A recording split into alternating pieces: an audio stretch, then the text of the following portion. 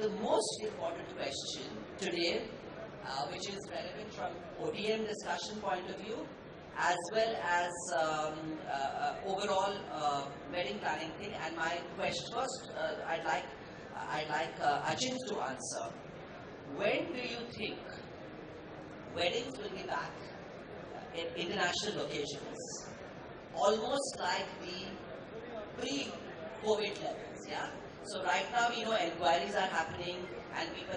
So when do you think they will be back at the pre-COVID levels? Hi, good afternoon to each one of you. Thank you, Parthiv, for having us here over today. Thank you so much. Hi, well, hello everyone. So basically, the last 2 years have been tough, Parthiv. We all know that. I mean, weddings have been planned, and then they have been cancelled, and then they have been replanned and then reimagined. Correct. So we've been all struggling, our industry, our fraternity has been struggling. But yeah, somehow God has been great. We all have our share of business in the last 2 years. The governments have opened up that window during the month of November until March in the last 2 years. So weddings in India has been going on. Coming to your point, international weddings, I see a big boom in the international market in the current year now, in the coming year. Basically, we've all started getting a lot of queries. But when do you think they will actually happen?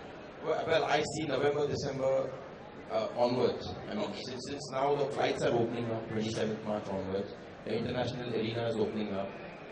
We expect a lot of these people to get in touch with us, and yeah, we see a lot of. Ajit is optimistic. He says the weddings will happen at international locations in November and December 2022. Onwards, yeah. Onwards. Obviously, it's difficult to go back to the pre-COVID days this year itself. But I see next year, March, April, May to be booming again, yeah. Okay, great.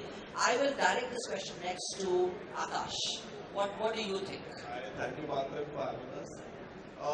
I feel Vladimir is already doing a wedding in April or May at Europe, because Europe has become mask-free, so they're welcoming a lot of people.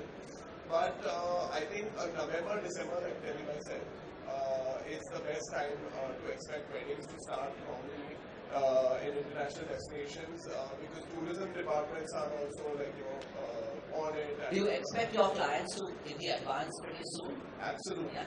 Absolutely. So there won't be a delay, but I'm sure you are working on the plan B also, right? Even if you're looking at an international destination. Yes, there's always a plan B in today's day and time. I mean, we always have to have a backup, because what we witnessed is that planning and then cancelling and then coming back to our country. In today's day and age, you never know what fourth round of COVID or a fifth round of COVID when it emerges. You always need to have a backup now, wherever you go. So both Achint of Crayons and Akash of Zest opine that November, December will see a boom, if not at the pre-COVID levels, but Achint is even more optimistic that by March 2023, the numbers will be like the pre-COVID thing. And do you expect the same destinations, Southeast Asia, Middle East, Sri Lanka, which were the hotspots pre-COVID for destination weddings? That's right. Thailand has always been a huge draw for Indians. UAE is coming up, Sri Lanka is doing well, but Europe, Turkey is always also been on the map. New countries are coming. People want Indian weddings, which they didn't want earlier. Now a lot of these countries are looking forward to host Indian clients in their countries. So I see more and more countries coming, approaching people like you, people like your tourism boards coming to us. And and the guests are looking and scouting out for new venues. And I see this booming in the next year, for sure. Great. We, of course, thanks to these sessions, we've traveled virtually, but let's go closer home with Chetan. Chetan, tell us the 4 or 5 destinations which have literally rocked post-COVID. Which are those 4 or 5 destinations, and what are the kind of numbers that we'd love to hear that? Thank you, Parthiv, for inviting over us. I would want to say it has been a difficult time for all of us, but if you see post-COVID, the small hill station in and around Bombay were surely hit. If you also talk about Goa and Rajasthan, so majority of the weddings which we did were in Karjat, Lonavala, Igatpuri and Mahabaleshwar. Again, volume business. So it was a win-win situation for us, as the number were less. The small properties, the boutique properties were hit all around these places. Wherein if there was a little big properties that were required, so people moved on to Goa and Rajasthan, I think. So you feel that obviously the way it was that these properties around Bombay were obviously equipped to handle the more boutique weddings. They were obviously not, they didn't have the inventory or the infrastructure like a Goa or Rajasthan, right? Infrastructure, yes, around, because you anyway would get everything from Bombay, but they did not have the inventory of, 200 plus rooms in one hotel. Yes, I completely agree. Great. Okay. Devanshi, what has been, what do you think about, international destinations, when it will really take off, and, which are the ones which you feel will really make it to the top list, dream list, yeah? Good afternoon, everyone. Thank you for having us. I think all the international destinations are now opening up, and they're pretty welcoming. This is out of experience. I've been telling you that we've been talking to a lot of tourism board. Dubai was very welcoming. So is Turkey. Europe is definitely, like you mentioned, that it's mask-free, and it's definitely wanting more business, more tourism to come in, because everybody was badly hit during COVID. So, and of course, Thailand is open, so technically a lot of people are just going there for holidays, and I think there was just one wonderful wedding which happened in Bali recently. So all the destinations are usually opening up. But my question to you, Nikhil, is you have very diverse clients from traditional to the cosmopolitan. Do you think post-COVID, and this was a discussion I was even having with our friend Hemant of Swaha, do you think now post-COVID, many of these international destinations will be equipped to meet the requirements of the big traditional families? Whether it is Thailand, Bali, will they be able to, they've been more or less closed for big celebrations for 2 years? Do you think right now they will be equipped to handle the big Indian wedding? Of course, Parthiv, I think they are already equipped, and they will be equipped to do the traditional weddings, because in any traditional weddings you require some Maharaj to bring from their own origin, who can do Marwadi counters. So you see them being more flexible now when it comes to allowing vendors? Of course, because every client in these times needs their flexibility, and of course every hotel nowadays are open to these things, like bringing their own decorators or bringing their own Maharaj or giving some early check-ins, or all these things are actually required. A hotel who are not flexible with these things are very, very difficult to cope up, especially with clients like us, Gujaratis and Marwadis, because, but I'll tell you, once they do this, of course they can be ready for many more Gujaratis and Marwadis from the main client. So that is how these hotels are always booming as far as these clients are concerned, being flexible. So I believe they have been traditional from beginning, but right now post-COVID they have to be, especially with the kind of number of minimum rooms what they require, which used to happen before. Now what the number of rooms they require, they have to be flexible. And I think hotels in Bombay also right now are going with these traditions day by day. But Nikhil, with the international market being out, we all know how Indian hotels, well, many of them were laughing all the way to the bank, including the one where our friend Ajit has just come back from. So do you think also in the last couple of months when the market opened up, some of the Indian hotels, your clients were shocked to hear there is, did it happen in the last, You are talking about rates of Indian hotels? Indian hotels, particularly, or what they are even quoting for this year? Yes, I think this is true, because all of a sudden the corporate movements are up now, especially weddings from second wave, April, May have gradually started. Talking about these November, December, January, February, the hotels were actually sold out for almost all of the rates. So hotels have the right to increase the rate. Actually, did you ever get a quote from a hotel and you were shocked on seeing the rate? Yes, I was. In fact, I did a wedding end of December. It was the last week of December. We had a guest from Boston whose daughter was getting married. The wedding was rescheduled from last year to this year. And it was a Goa property which quoted almost 50% more than what they would have normally quoted. I also feel that the Indian hotels have upped their rates for the coming season. It's purely based on what they've gone through in the last 2 years. And yeah, everyone wants to make their share of the pie and they want to come back into the market.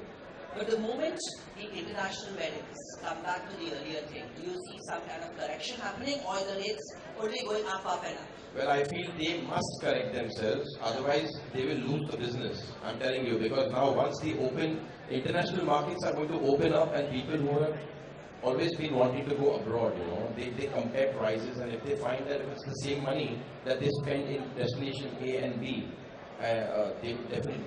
I feel personally that Indian hotels need to be more accommodating. They need to be more flexible. They need to make packages where they invite the guest and not be rigid about. I do see a lot of hotels doing it. My advice is clearly going to be what I just said. But also you have to consider that we are a largely populated country. You know, we have enough fish in the sea for all. True. That is the only reason why these hotels feel that the key dates are always going to get sold out. Okay. Akash, would you like to add on to that? I think I agree with him because these hotels are going over the top now. They need to be accommodating because all our clients are Marwadi, Gujaratis are the ones going biggest for weddings. They want their own caterers, their own Maharaj. So Indian hotels are not all of them are allowing. The 4-star ones are allowing 5 stars because they think they can really cater well. But everyone knows that everyone has their own taste and preference. Whereas the international market is going to win because they're giving competitive rates for sure in the upcoming season, and they're being so flexible with everything, right from the timings to the exclusivity. We have I'm sure everyone's dealt with Bahrain in some way or the other. Sofitel Bahrain is the first hotel which told me during the COVID time that for any reason, if you cancel even a day prior, I will give you 100% refund the following day in writing, and this was a part of the contract. So this was really amazing, and I have a lot of plans for the upcoming season at Bahrain because of this reason. They're not expecting, the second or fourth wave or fifth wave to hit. So That's interesting. So you've spoken about Sofitel Bahrain and how they've really got that pulse. I can't ask you about the hotel which gave you a tough time, but again I'd like to ask Nikhil this question. Which is the hotel which has really got it right when it comes to understanding, whether it could be India or abroad? They know what wedding families and wedding planners want, and you obviously gravitate towards them. So he's given one example of he would love to do business with Sofitel Bahrain. Would you like to give an example of any hotel you feel? I think Parthiv, hotels around Bombay especially in these COVID times have been booming like anything. You name FITs, you name any weddings, these hotels are almost sold out on every weekend. So hotels like Radisson Alibag and in Daman, all these hotels are actually very, very flexible with the weddings what have been in the last at least 1 year, 2 years. They were of course flexible before also, but in these wedding times they were more flexible. They were understanding the situation of the guest wherein guests also cannot do anything. Just like the month of January, February also, suddenly this Omicron has happened. These hotels were actually very flexible. Even hotels in Bombay are actually very flexible in all these kind of things. But of course not the refund. And of course the other things, because every hotel says that you have to postpone the event. And in a way, it is fine also, Bharti, to be honest, because how can you cancel the entire wedding and not do a wedding? It can happen that you can downsize your number of towns, you can postpone the date, but they were quite flexible with other things also, because apart from postponing the event also, there are a couple of things which has to be taken care in entire wedding. Before we go to the East, Chetan, I'd like to ask you, in Maharashtra, where do you see some good growth in terms of destination weddings in Maharashtra? Since we are right now in Maharashtra. I see a good growth in Igatpuri and part of Nashik, Okay. wherein there are new hotels which have come up, and they have been targeted as the Gujarati and Marwadi clients. Okay. So this hill station will probably. Igatpuri, you see a good growth. I wish even the Maharashtra Tourism Development Corporation also puts in some efforts, similar to what Rajasthan and Kerala are doing. Yeah. Devanshi, typically the weddings, international weddings, how many recce's do you see your clientele typically undertaking? So it's a very selective thing. There are times when people do have experience about the location, and that comes handy if we are going there. So in that case, about 2 to 3 recce's are enough, but those recce's are long enough, like about 7 days to about 14 days as well at sometimes, because we need to know the production level of it, the sites, and a lot of other factors that we need to keep in mind. Sure. Weather maybe at the time of the wedding, because we had to create a lot of backup options every time. Sure. We always have a plan B. Sure. So we're not just working on one wedding, but we're working on 2 things parallelly. Sure. So that things are just on time for the client and we don't put them down. So my answer to that would be that at least a minimum of 3 to 4 recce's are very So important. that is also one of the reasons why during COVID times planning a wedding is big wedding is difficult because you may not have you have to you probably Ajit probably reimagined the wedding. I think you were looking at Thailand, then it was obviously Bombay. So in how much time did you move it from say Thailand to Suryagarh Jaisalmer? Well, this wedding started with Osamui, went to Vietnam, and then finally landed up in India, also considering Sri Lanka in between. But then eventually we decided that this Omicron was something that was uncertainty looming large over there. We moved to Jaisalmer, Suryagarh. We had about 3 ladies. And how much time did you take to plan this? Well, we planned this wedding exactly in about 2 months. This was a quick one. 3 recce's in 2 months. 3 ladies in 2 months, and I went 3-4 days prior to my event with a substantial number of my team members, and yeah, it was a massive one. We had team strength of over 350 people who went to arrange the event for about 225 to 50 guests.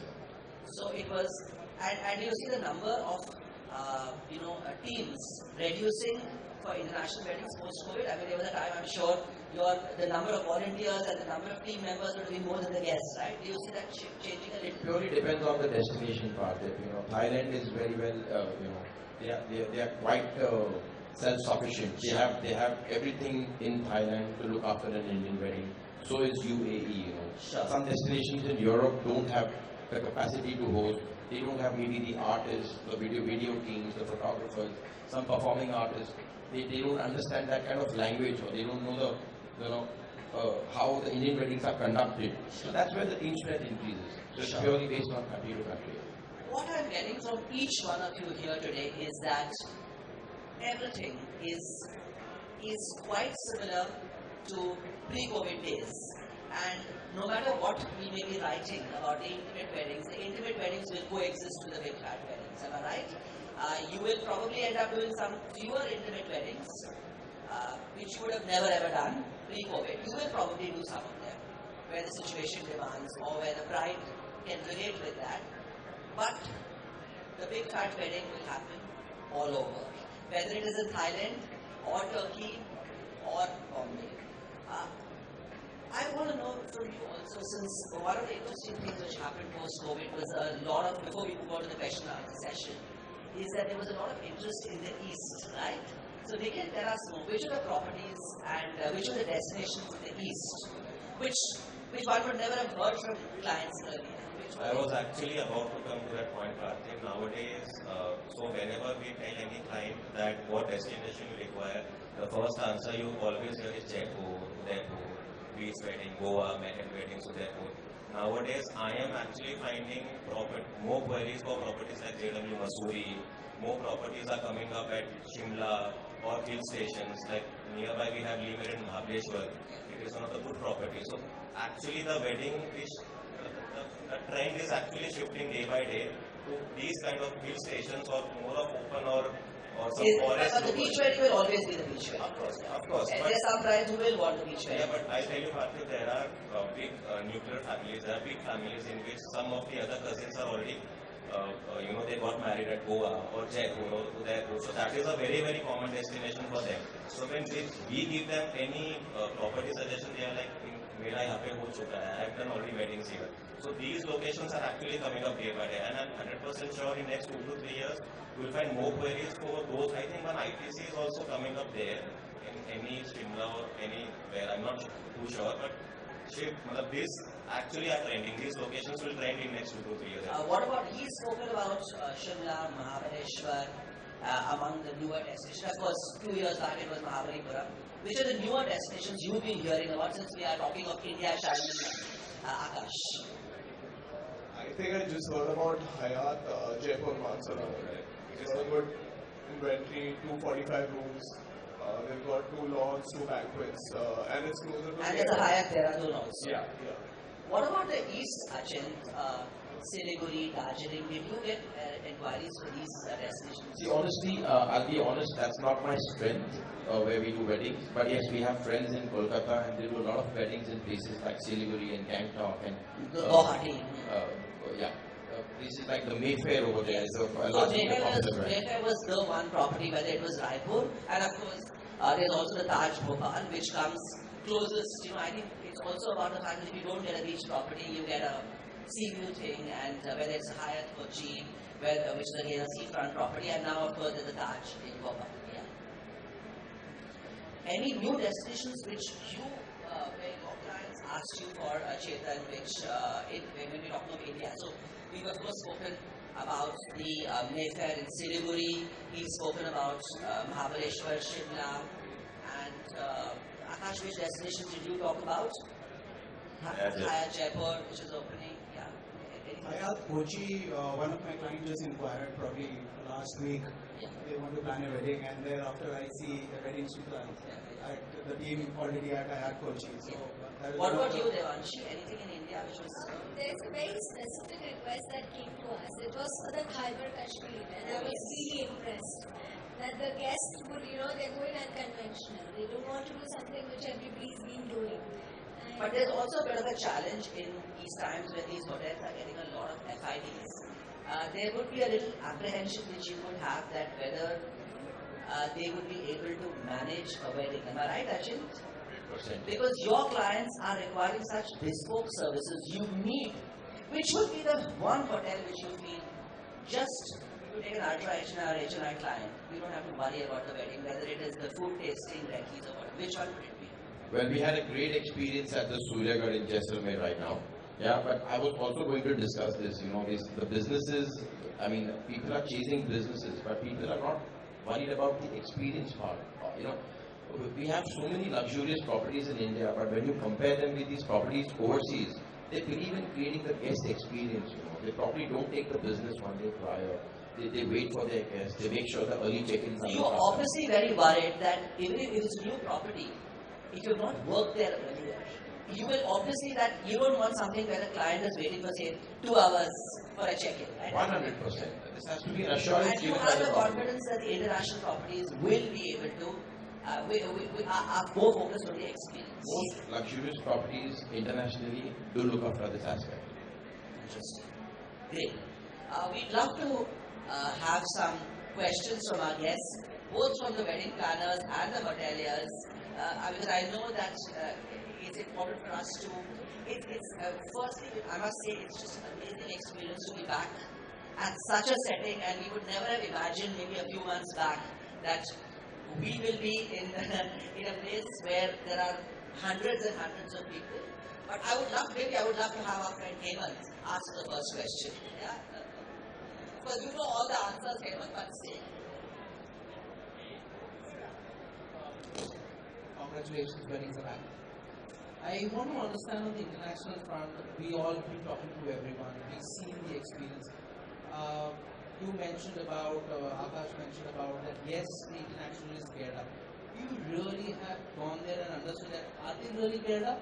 Or is it that engine which needs much oiling? What do you exactly know about one destination when you have been there and what is ground reality? Everybody talks in the industry, but ground reality here. Question, Hemant, anyone can answer from you. Thanks, Hemant, for the question. So, regarding Bahrain that I spoke of, I've been there. I've obviously not done a wedding there, but I've observed closely. I've been there a couple of times, tied up with people. I know that the market is very small there. Definitely, there will be some challenges, but that is where the BTEA, Bahrain Tourism Department comes into force. They help us with everything. They help our clients negotiate right from the firewalls to your hotels to your, you want to do an F1 party, you have the Grand Prix circuit, everything is possible. So that is why the reason they're so supportive is because they want our business, they want funds to come into their country, and it's good for the economy. At the same time, they've been doing lesser weddings, not as much as a Fairmont or anything. They're doing 4 to 5 weddings a year. But whatever they're doing, they're giving their 110%. They are being flexible with the catering and decor and exclusivity, like a very small thing. We were planning in the COVID era, we were planning 200 people wedding, and Sofitel and Marine has 300 rooms. So they promised us exclusivity of venues, and they said they will not take any other wedding or corporate events for those 2 nights. So that was really commendable, and Televi also said that business and experience, like the hotels in India going for the business and late check-ins and all of that. You don't get to face that out there. Thank you, Hemant, for asking that question. Would you like to add on to that? Actually, the Yeah, important thing is we're all saying great, but Hemant's point is preparedness. So I told you that the international travel arena is opening up now, and I see them also going through their teething issues now in the next 3-4 months. So this is where I say, Reality, yeah. the reality is that come November, I think they will be 100% prepared because it's opening up and everyone's just looking forward to hosting Indian weddings. So, really the answer is they require 6 months of preparedness for your reccees, so you to give the feedback. There's a new team of people, and yeah, so great. Thank you, Hemant. We'd love to have at least 2 more questions from our friends in the hotel industry. Vinay, anything from you? Siddharth? Yeah, can we have the mic sent to Siddharth? Thank you for giving the opportunity. This is Siddharth from the newly opened Radisson Hotel and Spa Nashik. You have to speak a little louder. Yeah. Am I audible now? Yeah, fine, thank you. So I represent Radisson Nashik, which is just open 4 months. What's that one thing that you would advise us? You've been 20 years in the industry, but always we are a learner, and we want to take that tip that we can do better as a hotelier.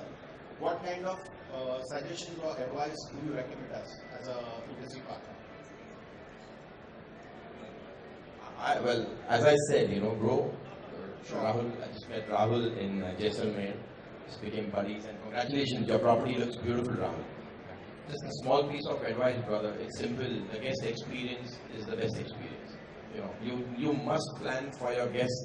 When they check in, it should be smooth. You avoid people waiting at lobbies. You avoid people waiting here and there, loitering around, waiting for the room while the function has started. So when you plan your event, it must be meticulously planned. Either you don't do a lunch event, and if you've done a lunch event, you make sure the guest gets the check-in so that they get into the rooms, change, and they are able to attend the lunch event. This is the most critical part of any wedding. One check-out, one check-in, and in between one event. It doesn't just happen the way we plan it.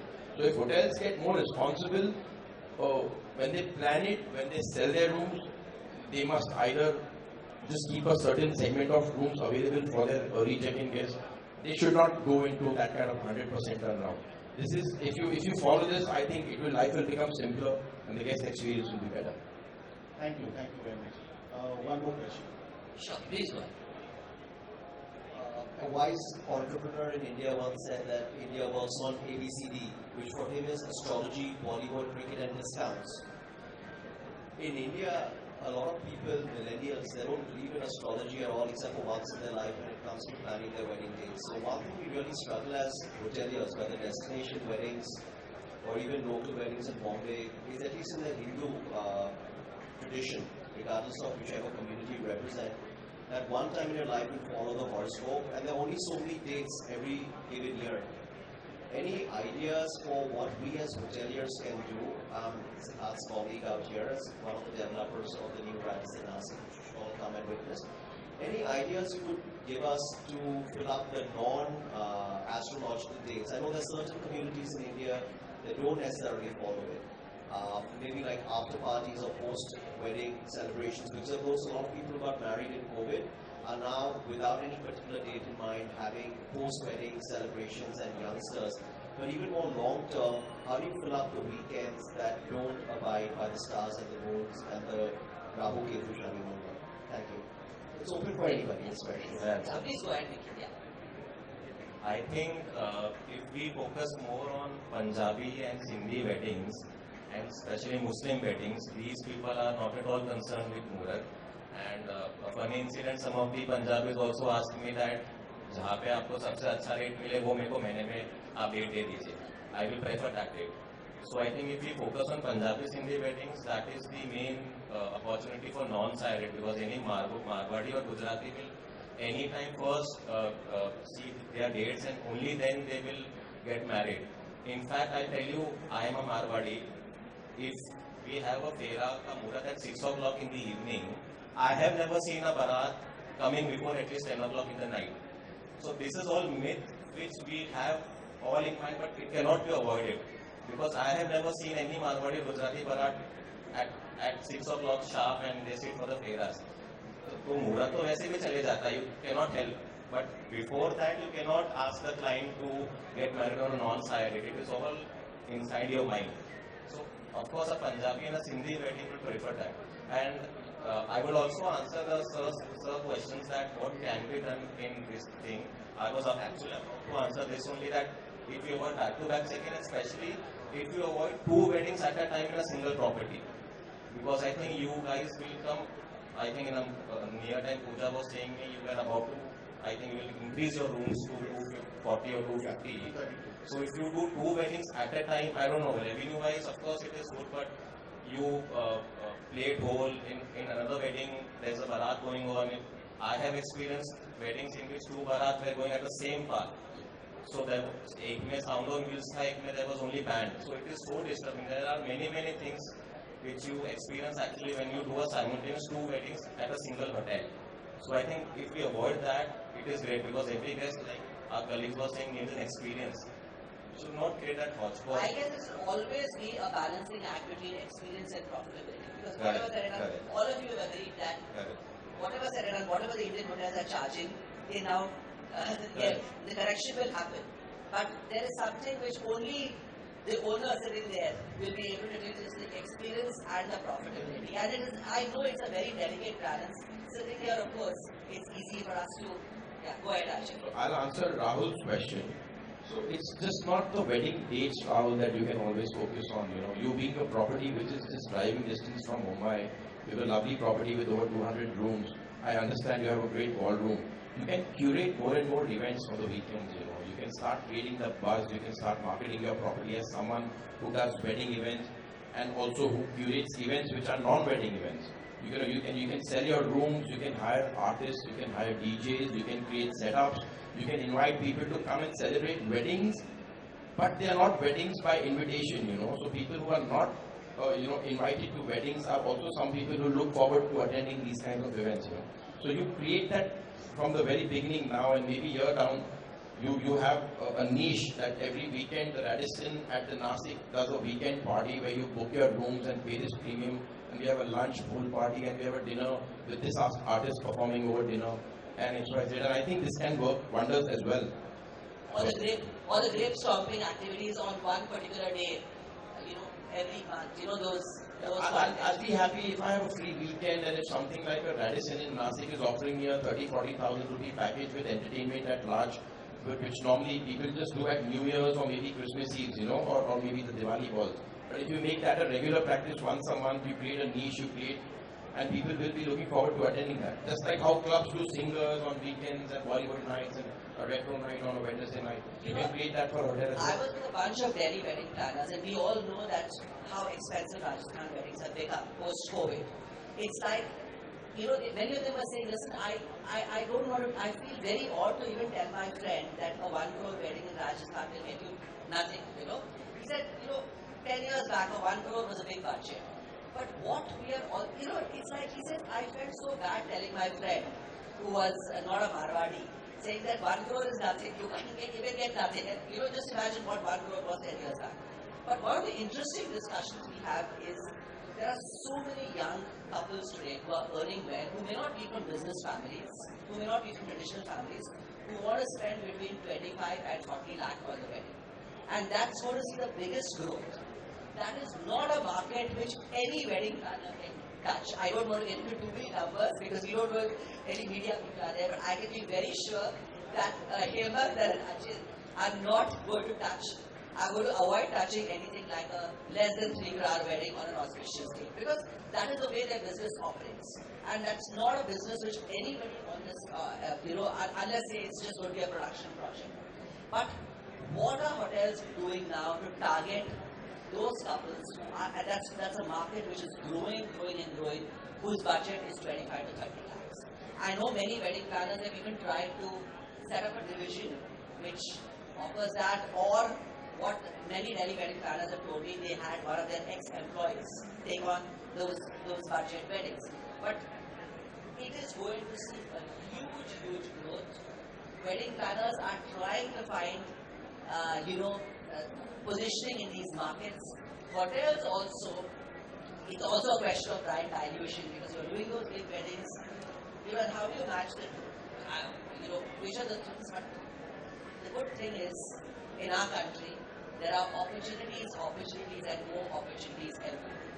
So my last closing comment, and actually addressed to Anshit, who I just met 5 days ago at breakfast, post the Sangeet is, in any wedding, destination or not, the bride and groom are meant to feel like royalty, but thanks to Anshit and his team, when he's describing his experience, just so that regular Baratis were made to feel like royalty. So thanks to you, man. Everything from the check-in at the charter to the Sangeet night to the sand dune party, I was actually witness to the experiences he was talking about, and me just like a regular Barati felt like royalty in Rajasthan. So thanks.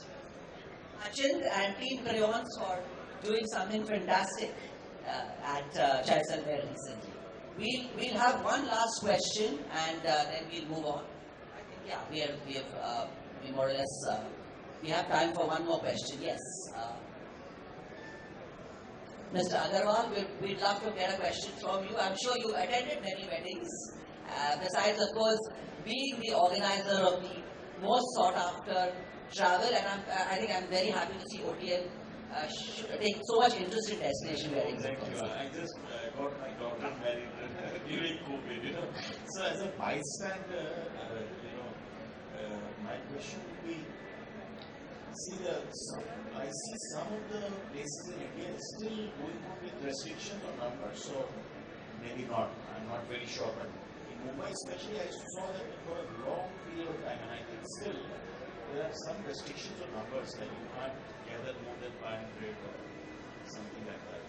Do you see that remaining a problem? Like, some of the restrictions leave their tail, and that could, like some of the restrictions, or especially the state capitals, could lose some of the markets. Weddings may go out of the place because some of the restrictions still are remaining. I'd like to answer that. I think it's going to be there for a bit, but eventually it's going to be diluted because as and when we're going ahead, like right now, if you look at a crowd like this, none of us are wearing a mask. That was once a restriction. So I think beyond a time, even those restrictions on number of people for the state government and all, that will be dissolved. But yes, that was a difficult time when we had to plan weddings during COVID. I'm sure you would have come by that. I felt like a bit lucky. I didn't say that. Lucky enough. Because you could cut corners. Correct. Exactly. No, a lot of people, in fact, are wanting to do intimate weddings. In that time, I had a lot of clients who said, okay, 300 are allowed, but we want to do 150. Let's stick to that. So, of course. But to answer that, it will go. A follow-up of that, do you think this trend continuing, that smaller numbers becoming a trend, or no, big fat weddings will be back more likely? Big fat weddings are always going to be there. I mean, eventually people, it better be there for us, of course. Sure. Big fat weddings obviously make big business sense, but I would think that there are a lot of communities, a lot of NRIs who would relate with intimate weddings, and I think, if I can put it this way, it's acceptable now to have an intimate wedding. And more than that, it's becoming a trend for millennials. They want to spend money somewhere else. And the last follow-up, if it's okay, do you think because we got used to smaller numbers, you are going to see a fade with destination weddings, because those are essentially about 300, 400. So because we got used to 200, 300 during COVID, now you are going to see a You're absolutely correct. So that Ajit just mentioned that if Indian properties are going to give you the same budget as something you're getting internationally, for 200, 300 people will definitely go international. People are waiting to go out. The destination weddings actually are more relatable because the Indian wedding was always about those 1,000 or 1,500 packs which we saw in Marine Drive, close to your home. But what has happened is today, if anything, I know this is just a guess which I'm making, if you had 5% of the upper middle class and about 15% of the upper class and say 50% of the ultra HI, this is just, you will find an increase in those numbers who are going to have destination weddings. So which means, if I'm saying 5% of the upper middle class were having a destination wedding pre-COVID, and these were the people, others were all having those big fat weddings with 500 or 1,000 people, you're going to see a change from that 5% to 15%. So that is the size of the market, and that is the opportunity for huge exhibitions like yours to attract more properties which are targeting the destination wedding segment. Our time is up. Now we have to go to the next question. Otherwise, I just like to say that the strength of our country lies in the population and in the growing economy of our country. Weddings are here to stay in all segments, all sizes. Weddings are here to stay, guys. Yeah. I'll end with my favorite line. It is not the wedding industry, it is the happiness industry. Because that is the time when people look forward to wearing their Indian clothes and going and eating their favorite street food, which is now being served in a clinical setting. A big thank you to our wonderful speakers for such a fun and interesting session.